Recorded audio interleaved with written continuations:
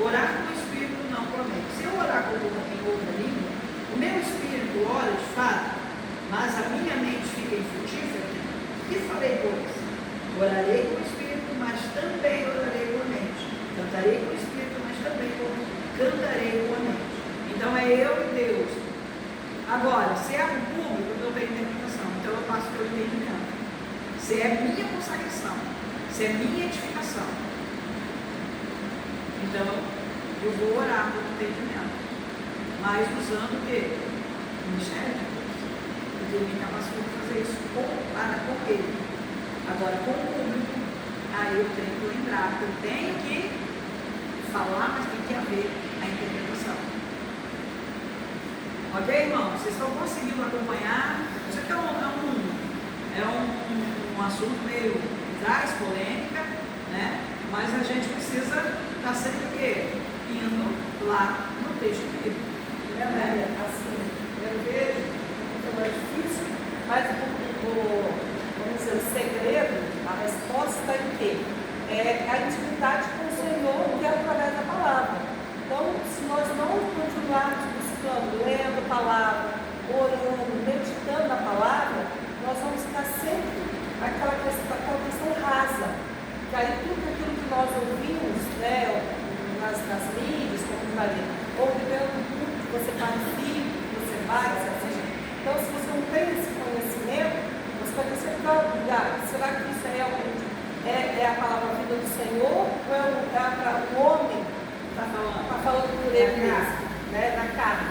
Então, é continuamente a sintonia com a palavra, é o estudar, é o ler, é o meditar, é a oração, para que nós possamos ter esse discernimento daquilo que procede do Senhor e daquilo que não procede. Então, assim, eu tenho até medo de falar uma heresia, mas eu já vi pessoas, né, chegarem para mim, você conhece a índole dela, você conhece a prática dela, você sabe, vida emocional não tem quase nenhuma, né? Eu vi o que eu conheci, tá?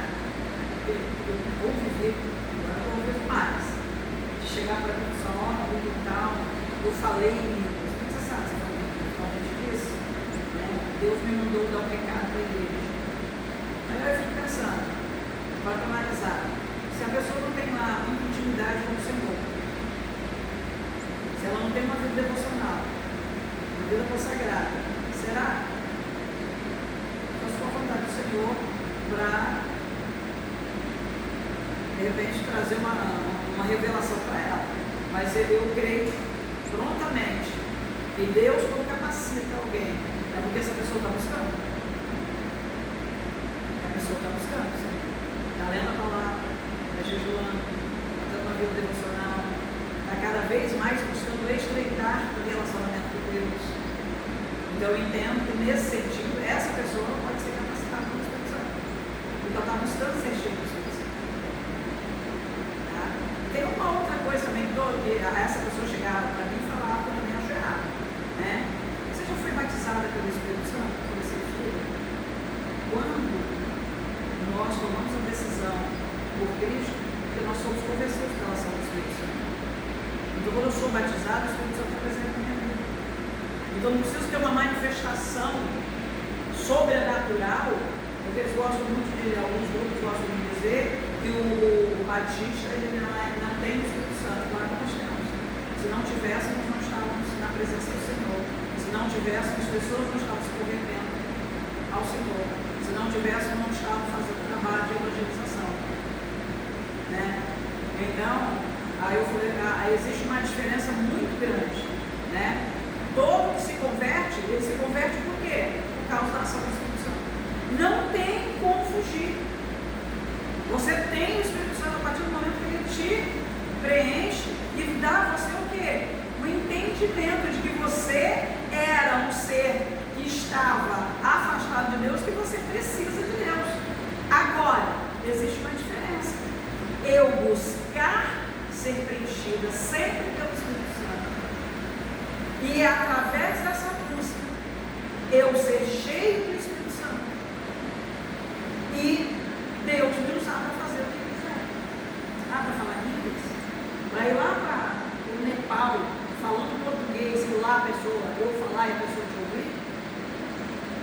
e entender o recado de Deus, eu não preciso estar, como se diz, batizado pelo Espírito Santo. A partir do momento em que eu me converto, a partir do momento que eu reconheço que Jesus é o Salvador, só quem tem o discernimento do Espírito Santo pode falar isso.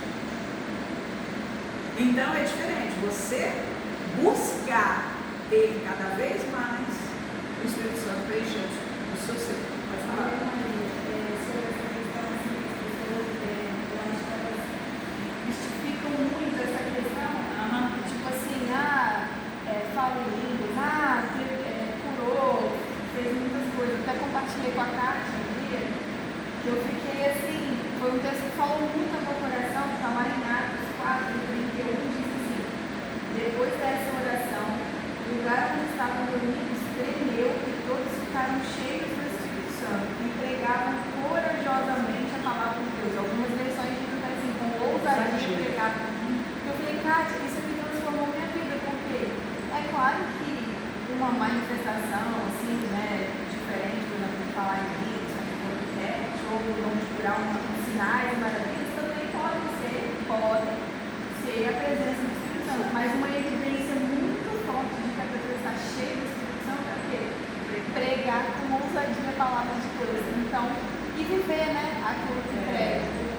Aí, tipo, eu acho que isso desmistifica muito na nossa mente sobre o que é. Eu debato muito com a minha mãe, o nome é muito usado. Mãe, eu quero saber o quê? O fruto está em evidência? Porque uma evidência, claro, porque falar até uma aluna, Senhor, não falar porque eu para falar. Mas eu quero saber o seguinte, uma evidência clara de que a pessoa está cheia do Espírito Santo para mim hoje em dia, que Deus desmistificou muita coisa na igreja, é o fruto.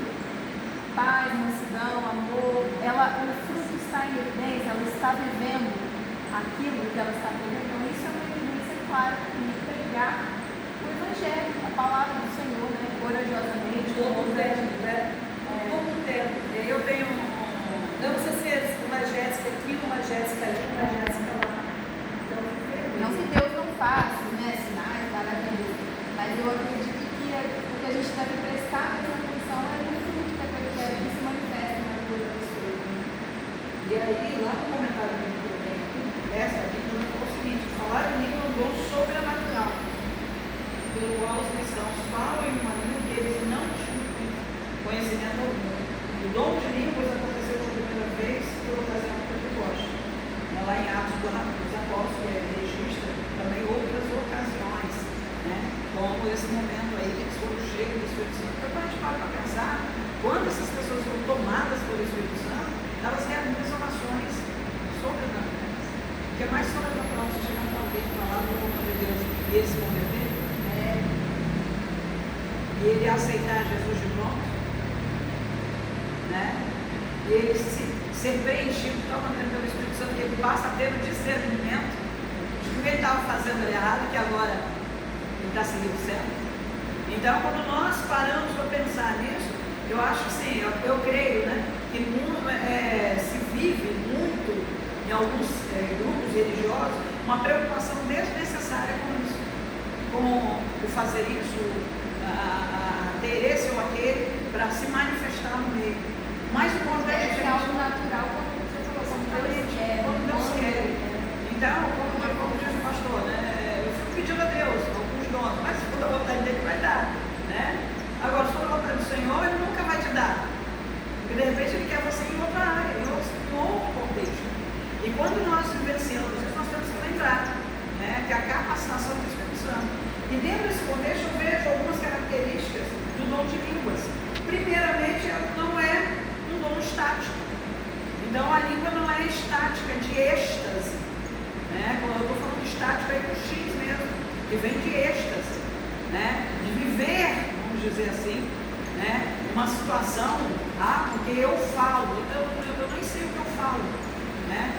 Então eu não posso querer me gloriar porque eu, numa determinada vez, Deus me capacitou para fazer. Então tem muita gente que se gloria. Foi o caso desse exemplo que eu dei, né? Eu falei, você não tem? Né? Então, assim, Que vida com Deus tem essa pessoa para dizer isso? Né? Lá na página 35 da nossa apostila vem dizer que não é estático, mas autocontrolado. Ou seja, falar em línguas. Você tem o controle da situação. Por quê? Porque Paulo vai dizer o que? Você vai orar tanto com o Espírito quanto com a mente. Né? Não pode ser uma manifestação que te leva ao êxtase, do auge do emocionalismo, aí saiu da porta para fora. Quem é você? Né? Cadê você? Cadê aquele que estava lá? Naquele momento. Cadê você que estava lá, né? Com toda aquela manifestação? Então nós temos que tomar cuidado com isso. Aí já citamos a questão aí da língua sem interpretação. Orarei com o Espírito, mas também orarei com a mente. Cantarei com o Espírito, mas também cantarei com a mente. Então, é aquela questão de ser o quê? Racional. Maria.